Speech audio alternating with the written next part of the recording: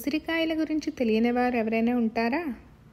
ఇవాళ రేపైతే కనపడటం లేదు, కానీ మన చిన్నప్పుడు మన పాఠశాలల దగ్గర ఒక డబ్బాల్లో ఊరబెట్టి అమ్మేవారు.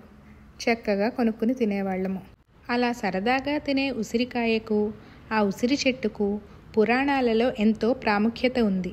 అలాగే ఆయుర్వేద వైద్యంలో కూడా ఉసిరికి చాలా ప్రాముఖ్యత ఉన్నది. మరి ఆ ఉసిరి యొక్క ప్రాముఖ్యత ఏమిటో తెలుసుకుందామా? పురాణాలలో క్షీరసాగర మథన ఘట్టంలో చివరగా దొరికిన అమృతాన్ని దేవతలు స్వీకరించి అమరత్వాన్ని పొందారు అన్న విషయం విదితమే.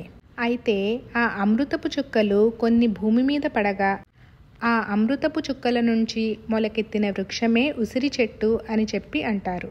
అంచేతనే మనం తినే భోజనంలో మొదటి ముద్ద ఉసిరి ముద్ద తింటే ఎటువంటి రోగాలు మన దరి చేరవు అంటారు. అలాగే దేవతలు స్వీకరించిన అమృతం నుంచి వచ్చిన చెట్టు కనుక మన పూజలలో, ముఖ్యంగా కార్తీక మాసంలో ఇది ఎంతో పూజనీయమైనది. కార్తీక మాసంలో వనభోజనాలలో ఉసిరి చెట్టు కింద కూర్చుని భోజనం చేస్తే ఎంతో మేలు జరుగుతుంది అంటారు. అలాగే కార్తీక మాసంలో చిలక ద్వాదశి నాడు ఉసిరికాయలలో దీపాలను పెట్టడం చూస్తాము. అదే విధంగా ఉసిరి దానం చేయటం కూడా మంచిది అంటారు. మరి వైద్యపరంగా చూసుకుంటే అమరత్వాన్ని ఇచ్చే అమృతం నుంచి వచ్చిన చెట్టు కనుక దీనిని ఆయుర్వేద వైద్యంలో విరివిగా ఉపయోగిస్తూ ఉంటారు.